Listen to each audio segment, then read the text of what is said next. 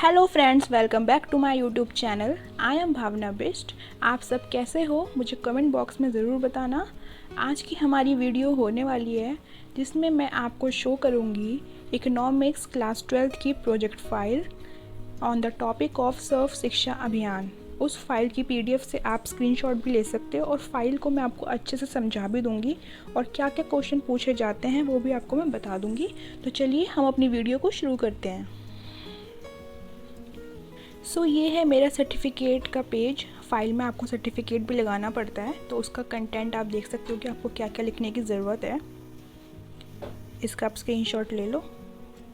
फिर नेक्स्ट में आता है एक्नॉलेजमेंट। ये थोड़ा सा यहाँ पे गड़बड़ हो गई थी, बट यहाँ पे लिखा था I would like to express my, ठीक है। बाकी आपको क्लियरली दिख ही रहा है।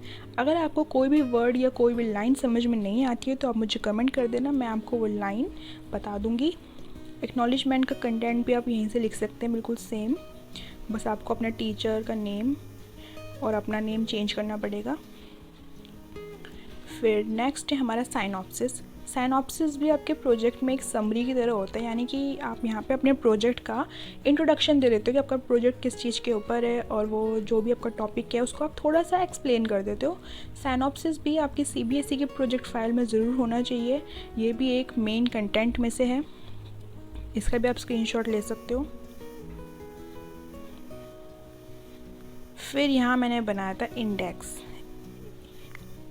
इंडेक्स मैंने कुछ इस तरीके से फ्लावर की पेटल्स में अपना कंटेंट जो भी था मेरा इंडेक्स उसको मैंने लिखा था। आप भी ये स्टाइल फॉलो कर सकते हो। अब यहाँ मैंने एक पेज पे लिख दिया था सर्व शिक्षा अभियान। देखो, जो भी आपका टॉपिक होता है ना उसको एक बड़े से पेज पे लिख दो अच्छे से, तो अच्छा लगता है कि एग्जामिनर को पता लग जाता है कि बच्चे का टॉपिक किस चीज़ के ऊपर है। फिर यहाँ मैंने एक अलमीरा ड्रॉ की थी। ड्रॉ क्या, मैंने मतलब बनाई थी। तो फिर उसके अंदर मैंने लिखा हुआ था कि मैंने ये टॉपिक क्यों चूज़ किया है। ये अगर आप कोई अलग सा टॉपिक लेते हो ना तो एग्जामिनर आपसे पूछता ज़रूर है, वैसे भी पूछ लेते हैं हर टॉपिक में, लेकिन ये चीज़ ज़रूर पूछी जाती है कि आपने ये टॉपिक क्यों चूज़ किया है। तो मैंने इस अलमीरा के अंदर लिखा था why did I choose this topic. तो आप ये भी लिख सकते हो। फिर यहाँ से मेरा मेन कंटेंट स्टार्ट हो गया था। सर्व शिक्षा अभियान को मैंने पूरा एक्सप्लेन कर दिया है और इसमें एक पोम भी लिखी गई थी, स्कूल चले हम, और ये किस एक्ट के अंदर है वो भी मैंने लिख दिया था। तो प्रॉपर मैंने सारा का सारा लिखा हुआ है इसके अंदर। काफ़ी अच्छा कंटेंट आपको मिल जाएगा। फिर नेक्स्ट है ऑब्जेक्टिव्स। इसमें से मेरे से एग्जामिनर ने ऑब्जेक्टिव के ऊपर क्वेश्चन पूछा था। आप भी इसको रेडी कर लेना, आपसे ये पूछ सकते हैं। तो यहाँ मैंने इसके 8 ऑब्जेक्टिव को एक्सप्लेन किया था बस। फिर है फीचर्स। फीचर्स भी आपसे पूछे जा सकते हैं। ये भी एक काफ़ी इम्पॉर्टेंट क्वेश्चन बनता है फॉर और प्रैक्टिकल एग्ज़ाम। इसमें भी मैंने सिर्फ 8 फीचर्स ही लिखे थे। फिर है 86th अमेंडमेंट। अब आप सोच रहे होगे इसमें 86th अमेंडमेंट क्यों लिखी हुई है, क्योंकि जो सर्व शिक्षा अभियान है ये 86th अमेंडमेंट से ही लिंकअप है। तो इसलिए ही मतलब जो इसका ये चेंज हुआ था और राइट टू एजुकेशन एक्ट हमारा फिर से ऐड हुआ था कॉन्स्टिट्यूशन में, तो वो 86th अमेंडमेंट ही थी हमारी कॉन्स्टिट्यूशन की। इसलिए आपसे पूछा भी जा सकता है कि ये कौन सी अमेंडमेंट के अंदर हुआ था। फिर मैंने थोड़ा सा, जैसे टॉपिक एजुकेशन से रिलेटेड है तो मैंने एजुकेशन को थोड़ा सा एक्सप्लेन कर दिया और थोड़ा लिख दिया कि एजुकेशन क्यों इम्पोर्टेंट है। बाकी ये टोटली ऑप्शनल है, अगर आप लिखना चाहो तो लिख भी सकते हो, वरना आप इसको क्विट भी कर सकते हो। अगर आपको कोई भी लाइन समझ में ना आए तो मुझे बता देना, मैं आपको बता दूंगी कमेंट में।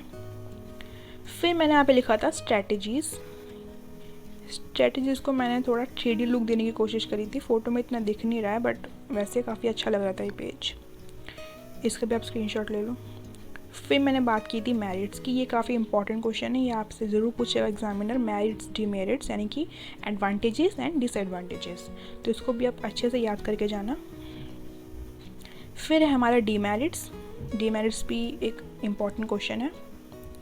फिर रिजल्ट्स कि सर्व शिक्षा अभियान को इंस्टॉल करवाने के बाद क्या क्या रिजल्ट्स, क्या क्या चेंजेस देखने को मिले थे हमको। तो हमने ये एक्सप्लेन करा है कि स्कूल्स की जो संख्या थी, यानी कि जो स्कूल की नंबर्स थे वो इंक्रीज़ हो गए थे। पहले 2014 में इतने स्कूल थे, फिर जब ये लॉन्च हुई पॉलिसी तो इतने स्कूल्स हो गए, बाकी गर्ल्स का स्कूल जाना भी इंक्रीज़ हुआ। ये सारे इसके रिज़ल्ट्स हैं। और यहाँ पे लिटरेसी रेट भी काफ़ी इम्प्रूव हुआ फ़ीमेल का, फैसिलिटीज़ काफ़ी इम्प्रूव हुई, and school uniforms and free text books मिलती थी बच्चों को। तो ये सारे आपके रिजल्ट्स के अंदर आ जाएंगे।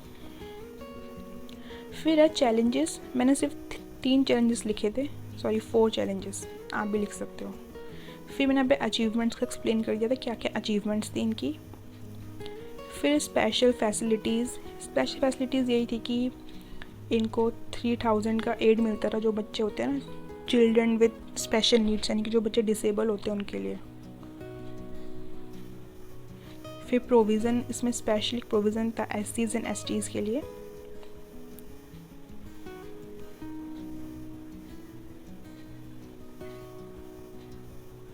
बस यही थी फाइल। लास्ट में कंक्लूज़न का पेज लगा देना और फिर बिब्लियोग्राफी। बस यही थी आपकी फ़ाइल। अगर आपको ऐसी ही फ़ाइल की वीडियोस चाहिए तो आप प्लीज़ मुझे कमेंट करना, और आपको कौन से टॉपिक के ऊपर वीडियो चाहिए मुझे वो भी आप कमेंट कर देना। तब तक के लिए मेरे चैनल भावना विश को सब्सक्राइब ज़रूर करना। तब तक के लिए बाय बाय।